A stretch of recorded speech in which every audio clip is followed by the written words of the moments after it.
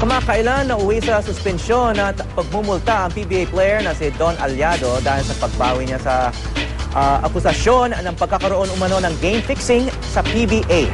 Kaugnay niyan, makakapanayam natin si Representative Mark Sambar ng PBA Party List. Magandang umaga, Representative Sambar. Magandang umaga, Howie. Una-una, meron palang PBA Party List, no? Hindi lang tungkol sa basketball ito, tungkol din sa sports, sabi mo kanina. That's right. PBA Party List po, or Puwersa ng Bayaning Atleta, we are the only sports party list po sa 15th Congress.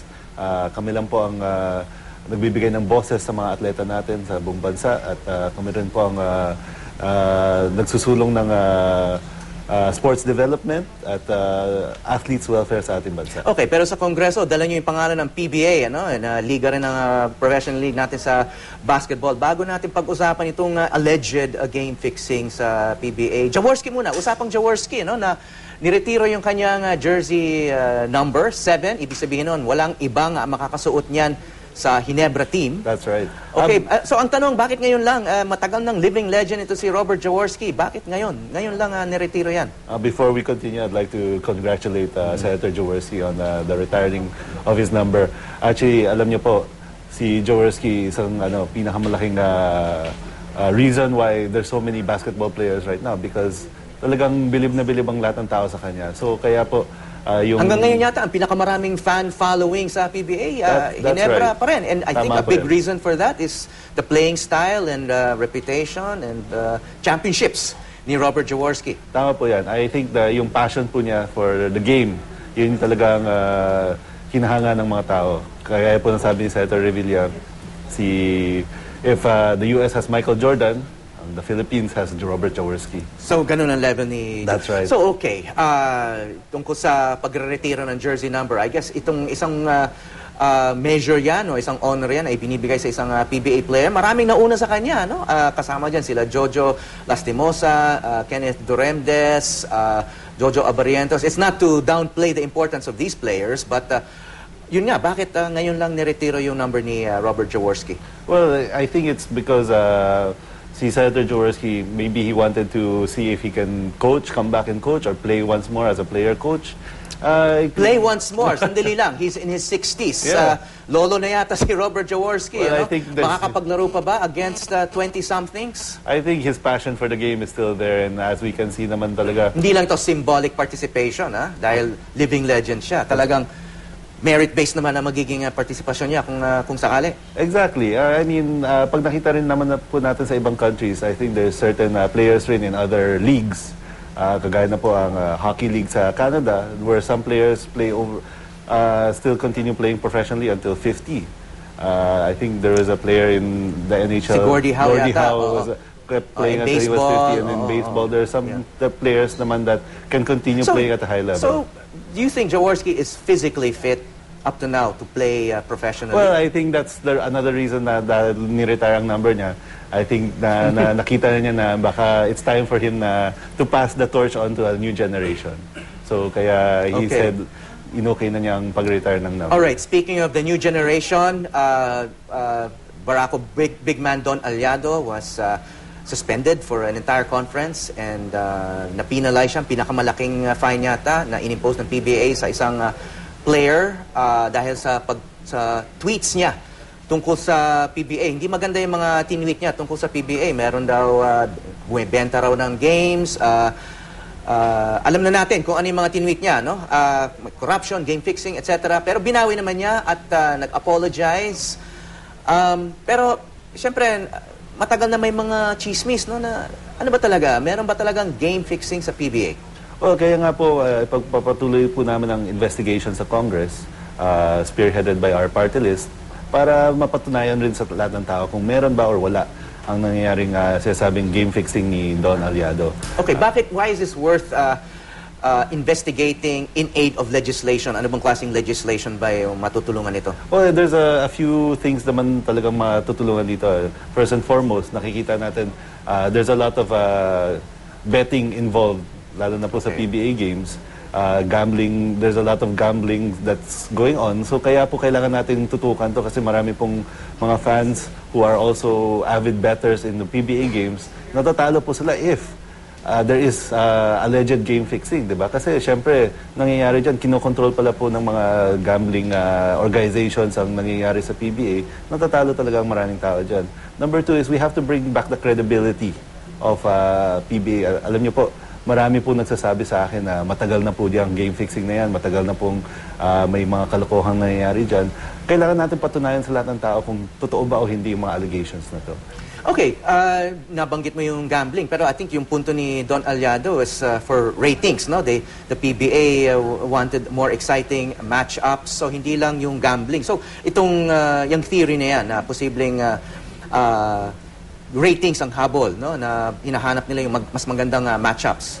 Well, like I said earlier, it goes back to pera pa rin yun, Howie. I mean, the higher the ratings or even pag na-stretch ang isang series to Game 7, syempre, mas marami pong tickets na bebenta, mas marami pong nanonood, mas maraming mga endorsements, mas maraming mga advertisements lumalabas.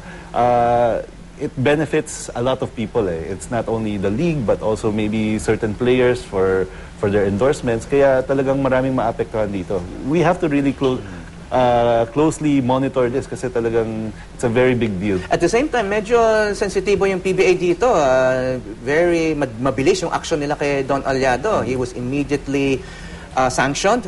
Isa sa pinakamabigat na penalties ever imposed on a PBA player. Do you think he deserved it? Yung ginawa niya, talagang deserving ng ganung klaseng penalty? I think one of my earlier statements, we said that hindi kami papayag sa whitewash na gagawin ng if ever na mag-investigate ang PBA in this alleged game fixing, hindi kami po papayag ng whitewashing. Ang nakita po natin, everything happened so quickly.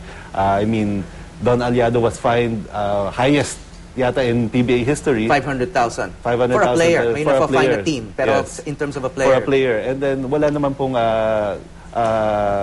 there's no supporting evidence or supporting documents that said bakit ganun kalaki ang fine ni Don Aliado, bakit siya na-ban for one conference. In addition to that, nakita rin po natin, binan rin or na-suspend rin po isang referee in that game who blatantly missed one of the calls.